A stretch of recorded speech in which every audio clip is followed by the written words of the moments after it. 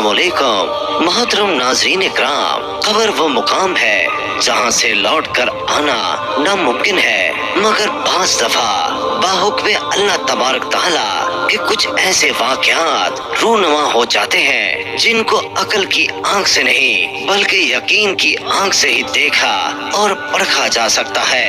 ऐसा ही एक वाक़या किताबों में लिखा हुआ है कि जब एक फैशन करने वाली लड़की को मरने के बाद दफन कर दिया गया तो कुछ दिनों के बाद उसकी कब्र से अजीबोगरीब आवाजें आने लगी। वो आवाजें ये थी कि मैं जिंदा हूँ, मुझे कब्र से बाहर निकालो। फिर उन आवाजों को सुनने के बाद कौन सा कदम उठाया गया, ये सब जानने के लिए मेरी आपसे बहुत बाना गुजारिश है कि इस वीडियो को एंड तक जरूर देखें। मोहतरम नाज़रीन, ये वाक़या गिलगित में पेश आया था कि एक शख्स कब्रिस्तान के पास से गुजर रहा था। उसने एक कब्र से आवाज सुनी कि मुझे निकालो, मुझे बाहर निकालो, मैं जिंदा हूँ। जब एक दो मर्तबा उसने ये आवाज सुनी तो उसने समझा कि ये मेरा वहम है, ये मेरा ख्याल है, कोई आवाज नहीं आ रही। लेकिन जब उसने मुसलसल ही आवाज सुनी तो उसे यकीन हो गया। चुनाचे करीब ही एक बस्ती थी, वो शख्स उस बस्ती में गया और लोगों को उस आवाज के बारे में बता कर कहा कि आप लोग भी चलो और उस आवाज को सुनो जो कब्र से आ रही है। चुनाचे कुछ लोग उस आदमी के साथ कब्रिस्तान गए, उन्होंने भी वही आवाजें सुनी कि मैं जिंदा हूँ, मुझे कब्र से बाहर निकालो। सबने यकीन कर लिया कि वाकई ये आवाज कब्र से आ रही है। अब यकीन होने के बाद उन लोगों को मसला पूछने की फिक्र हुई कि पहले उलमा कराम से ये मसला पूछ लिया जाए कि कब्र को खोलना जायज भी है या नहीं। चुनाचे वो लोग मोहल्ले के इमाम मस्जिद के पास गए और उनसे कहा कि इस तरह से कब्र से आवाजें आ रही हैं, मैयत ये कह रही है मैं जिंदा हूँ, मुझे बाहर निकालो। तो इमाम साहब ने फरमाया कि अगर तुम्हें इसके जिंदा होने का यकीन है तो कब्र को खोल लो और उसको बाहर निकाल लो। चुनाचे ये सब लोग हिम्मत करके कब्रिस्तान गए और जाकर कब्र खोल दी।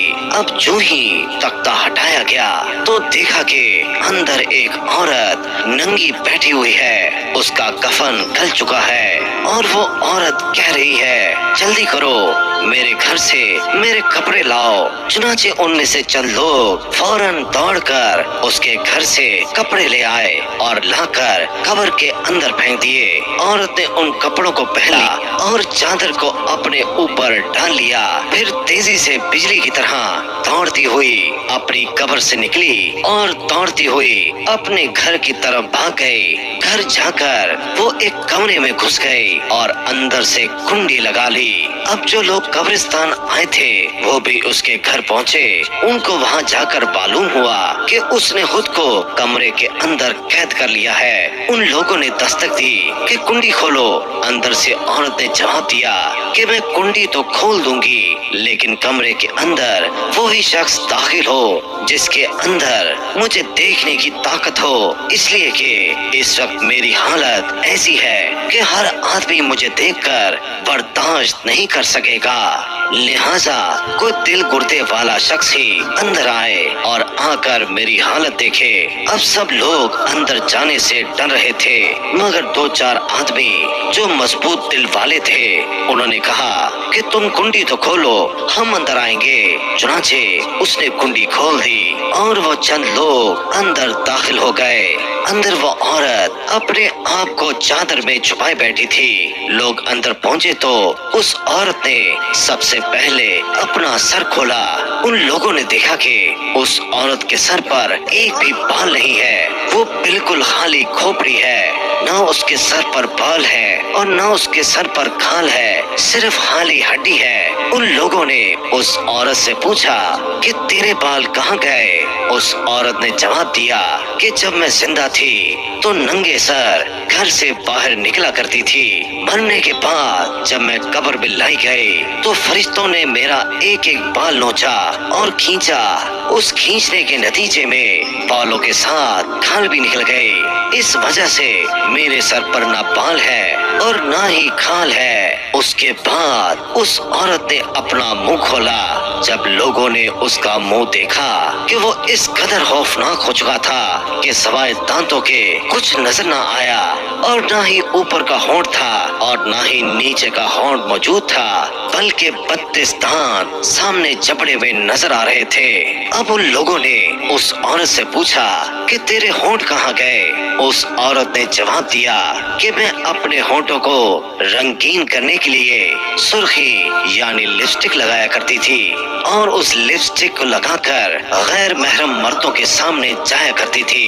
इस गुनाह की सजा मुझे ये मिली कि मेरे होंठ काट दिए गए, इसलिए मेरे चेहरे पर होंठ मौजूद नहीं है। उसके बाद उस औरत ने अपने हाथों और पाँव की उंगलियों को खोला।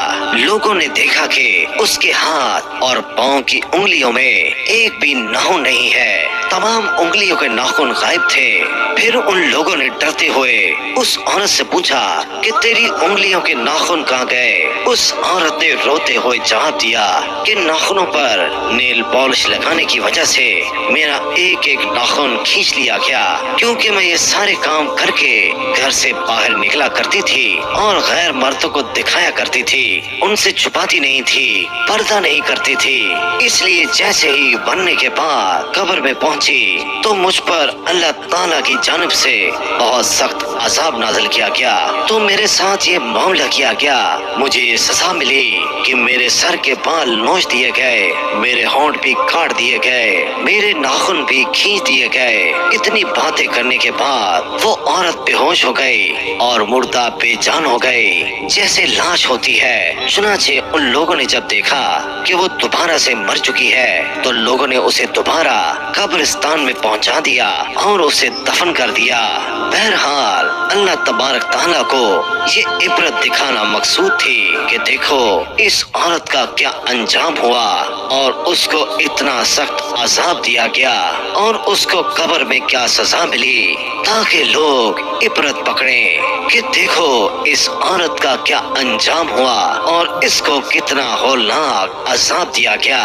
तो मेरे प्यारे दोस्तों, इस हकायत में बहुत बड़ा दर्से हयात मौजूद है, बस थोड़ी देर के लिए सोचने की जरूरत है। अल्लाह तबारक ताला हमारी माओ, बेटियों और बहनों को और तमाम उम्मते मुसलमान की औरतों को गैर महरम मर्दों से दूर रहने की तौफीक अता फरमाए।